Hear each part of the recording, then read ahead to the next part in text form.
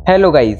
Z dynasty के season 3 के पहले एपिसोड में हमने देखा था ओल्ड शामैन ने जाओ फैन और फॉक्स डीमन शाओबाई को बताया था कि आज से हजारों सालों पहले साउथर्न रीजन के बॉर्डर पर एक इविल बीस्ट गॉड आ गया था जो पता नहीं कहां से आया था, पर उसने आते ही तबाही मचाना शुरू कर दिया था। पर उस समय की शामैन लेडी ने 5 होली ऑब्जेक्ट की मदद से उस इविल बीस्ट गॉड को सील कर दिया था। जब तक वो 5 होली ऑब्जेक्ट वापस से उस गुफा में नहीं पहुंचते, तब तक बीस्ट गॉड दोबारा से जिंदा नहीं हो पाता। पर सबसे ज़रूरी बात जो ओल्ड शामैन ने बताई थी वो ये थी कि पहले Li tribe, Mi tribe, Tu tribe, Juang tribe और गाओशन ट्राइब पहले शामैन ट्राइब का हिस्सा थे। मतलब ये सब पहले एक ही थे। अब आगे राओफैन पूछता है, ओल्ड शामैन, क्या आप ये चाहते हैं कि आपकी होलिस्टिक जो कल रात फाइट में चोरी हो गई उसे वापस से हासिल करने में मैं आपकी मदद करूं? तो ओल्ड शामैन जल्दी से कहते हैं, हाँ, मैं ऐसा ही चाहता हूँ। ये सुनकर जाओफैन शॉक हो जाता है और कुछ पलों के लिए चुप हो जाता है। जाओफैन को शांत देख ओल्ड शामैन कहते हैं, जाओफैन, साउथर्न रीजन के लोगों की ज़िंदगी अब तुम्हारे हाथ में है। तुम ही इन लोगों को उस इविल बीस्ट गॉड से बचा सकते हो।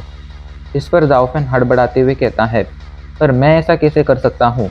मेरे पास तो कोई शामन स्किल भी नहीं है और ना ही कोई खास पावर है जिसकी मदद से मैं उस इविल बीस्ट गॉड का सामना कर सकूं। इस पर ओल्ड शामन कहते हैं, तुम्हारे पास खास पावर है, बस तुम्हें उसे नहीं जानते हो।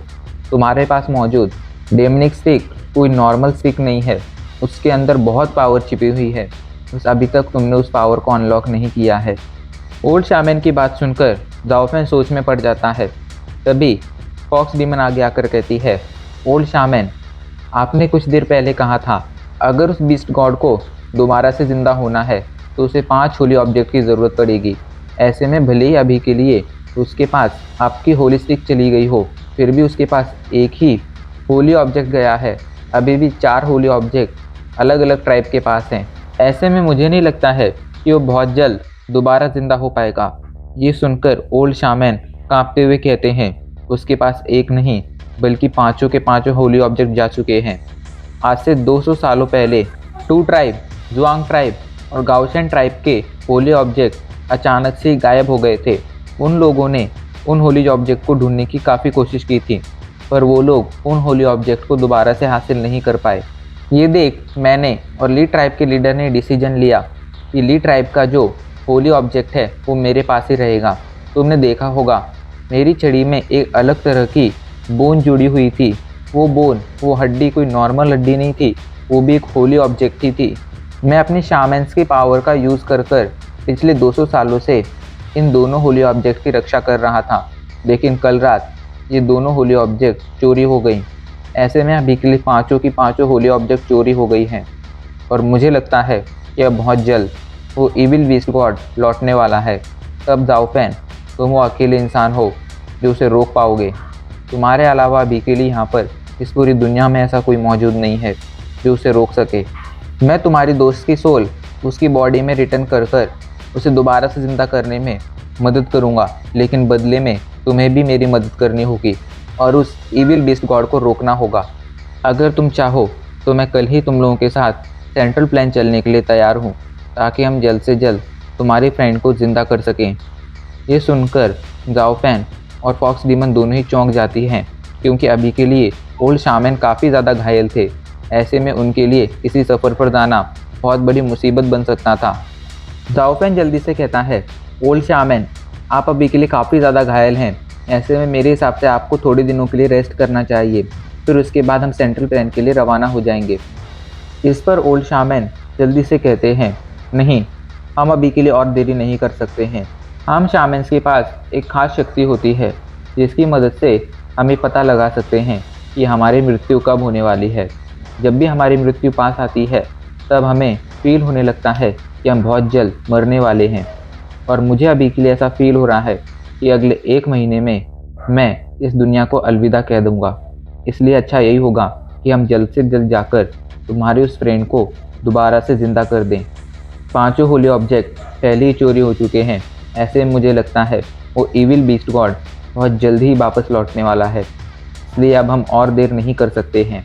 ये बात सुनकर जाओफैन और फॉक्स डीमन अपना सर हाँ में हिलाते हैं। दाओफेन थोड़ी देर के लिए सोचता है, जिसके बाद वो डिसाइड करता है कि वो ओल्ड शामैन की मदद ज़रूर करेगा, क्योंकि उसके लिए अभी के लिए सबसे ज़्यादा ज़रूरी था बियाओ को ठीक करना, और ऐसा सिर्फ ओल्ड शामैन ही कर सकते थे। इसलिए दाओफेन कहता है, ठीक है ओल्ड शामैन, मैं आपकी शर्त मानता हूँ। मैं इविल बीस्ट गॉड को रोकने में आपकी मदद ज़रूर करूँगा। मैं उस इविल बीस्ट गॉड से साउथर्न रीजन की रक्षा जरूर करूँगा। इधर हमें 10,000 ग्रेट माउंटेन्स में एक एरिया को दिखाया जाता है, जहाँ पर अभी के लिए अंधेरा छाया हुआ था और चारों तरफ एक अजीब सा फॉग फैला हुआ था। ये फॉग बहुत जहरीला था, जो भी इसके कांटेक्ट में आता उसकी बॉडी सड़ना शुरू कर देती। इस गुप्त अंधेरे में हमें जिन को दिखाया जाता है, जो अभी के लिए ईविल शामैन का पीछा कर रही थी। ईविल शामैन का पीछा करते करते उसे 3 दिन हो गए थे, और 3 दिनों से लगातार वो ईविल शामैन का पीछा करते आ रही थी। अभी के लिए वो एक जगह पर पहुंच गए थे, जहाँ पर कई सारे इंसानों और जंगली बीस्टों के कंकाल मौजूद थे। जिन समझ नहीं पा रही थी कि आखिर ईविल शामैन अभी के लिए यहाँ पर क्यों आया है। लगातार 3 दिनों तक पीछा करने की वजह से अभी के लिए वो काफ़ी ज़्यादा थक भी गई थी, लेकिन फिर भी उसने पीछा करना नहीं छोड़ा था।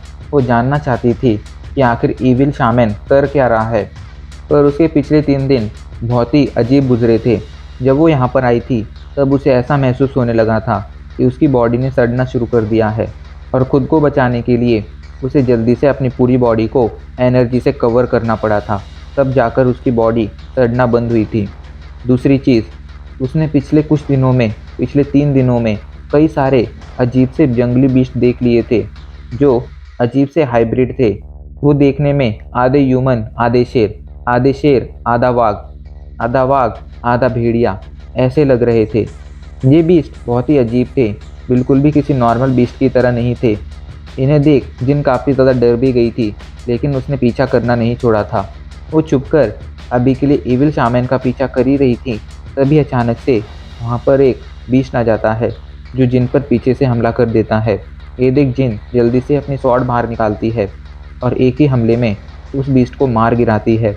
वो बीस्ट आधा पिग भेड़िया था। जिनको लगा था कि मुसीबत खत्म हो गई है, लेकिन ये तो बस शुरुआत थी। अचानक से ही उसे कई सारे मैजिकल बीस्ट अपनी तरफ बढ़ते हुए दिखाई पड़ने लगते हैं, जो अजीब से हाइब्रिड थे और इनकी पावर भी काफ़ी ज़्यादा थी। वो सभी मिलकर जिनको चारों तरफ से घेर लेते हैं और उस पर हमला करना शुरू कर देते हैं। जिन अकेले उन सभी से फाइट करने लगती है और लगातार आधे 1 घंटे तक उनसे फाइट करती रहती है। इस फाइट में उसने लगभग 20 ह्यूमनाइड और हाइब्रिड एनिमल मार दिए थे, लेकिन इस फाइट में वो भी काफ़ी ज़्यादा घायल हो गई थी। और सबसे बुरी बात ये थी कि अभी के लिए और ऐसे ही बीस्ट उसकी तरफ तेज़ी से बढ़ते आ रहे थे, जिनका नंबर बिल्कुल भी कम नहीं हो रहा था। जिन थोड़ी देर तक सोचती है, जिसके बाद वो फाइनली हवा में उड़ना शुरू कर देती है। उसने पहले तो डिसाइड किया था कि वो उड़ेगी नहीं, वरना ईविल शामैन को उसका पता चल जाएगा, लेकिन अब उसे मजबूरन उड़ना पड़ रहा था, वरना वो मारी जाती। जिन जल्दी से उड़कर वहाँ से भागने की कोशिश करने लगती है, लेकिन तभी अचानक से वहाँ मौजूद पेड़ जिंदा हो जाते हैं। उनके अंदर अजीब सी पावर आ गई थी। वो जल्दी से अपनी डालियों से जिन पर हमला करने लगते हैं, जिससे जिन जो अभी के लिए ऊपर उड़कर जा रही थी वो घायल होने लगती है।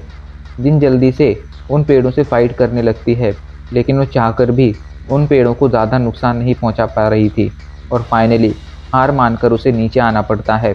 अभी के लिए वो बीच में अटक गई थी, ना वो ऊपर जा सकती थी क्योंकि ऊपर पेड़ थे, और ना ही वो नीचे जा सकती थी क्योंकि नीचे मैजिकल बीस्ट मौजूद थे। पर वो ज़्यादा देर के लिए उड़ भी नहीं सकती थी, इसलिए फाइनली वो नीचे उतरती है। जैसे ही वो नीचे उतरती है, वहाँ मौजूद बीस्ट उस पर हमला करना शुरू कर देते हैं और वो उनसे फाइट करना शुरू कर देती है। जिन लगातार अगले कई घंटों तक उन बीस्टों से फाइट करती रहती है। इस दौरान वो हद से ज़्यादा जख्मी हो गई थी, क्योंकि वो अकेली इतने सारे बीस्टों से फाइट कर रही थी, और ये बीस्ट कोई नॉर्मल बीस्ट नहीं थे, बल्कि बहुत ज़्यादा पावरफुल थे। ऐसे में जिनके लिए अब एक बीस्ट को मारना भी बहुत ज़्यादा मुश्किल हो गया था। उसने अभी तक सैकड़ों बीस्ट मार दिए थे, लेकिन फिर भी बीस्टों की संख्या बिल्कुल भी कम नहीं हुई थी। उल्टा जैसे जैसे वो बीस्ट मारते जा रही थी, कहीं ना कहीं से और बीस्ट आते जा रहे थे। वे उस पर लगातार हमला कर रहे थे। जिन इन बीस्टों से फाइट करते हुए लगातार आगे भागती जा रही थी, क्योंकि उसे कहीं ना कहीं उम्मीद थी कि वो जिंदा बच जाएगी। पर धीरे धीरे उसकी उम्मीद टूटती जा रही थी। अभी के लिए उसका पूरा शरीर पसीने से भीग चुका था, क्योंकि वो पिछले कई घंटों से भाग रही थी, फिर भी उसे कोई भी बाहर निकलने का रास्ता नहीं मिला था। पेड़ और जंगली बीस्ट उस पर लगातार हमला कर रहे थे, जिससे वो घायल होती जा रही थी। अब उसकी हालत बद से बदतर हो गई थी। उसके लिए अब ज़्यादा देर तक लड़ना मुमकिन नहीं था। तभी अचानक से उसे एक रोशनी की किरण दिखती है और वो जल्दी से उस दिशा में भागना शुरू कर देती है। उस दिशा में भागते हुए फाइनली उस जंगल से बाहर आ जाती है। अभी के लिए वो एक बड़ी सी चट्टान पर खड़ी थी। उसके आगे खाई थी और पीछे जंगली बीस्ट जो लगातार उसकी तरफ बढ़ते आ रहे थे। उसे समझ नहीं आ रहा था उसे अब क्या करना चाहिए। उसके मन में ख्याल दौड़ता है कि अब मैं यहीं पर मरने वाली हूँ। सच में आज उसने सोचा नहीं था कि उसकी हालत ऐसी हो जाएगी और वो इस तरह बुरी मौत मरेगी। खैर, अब इसी के साथ हमारा ये एपिसोड यहीं पर ख़त्म हो जाता है।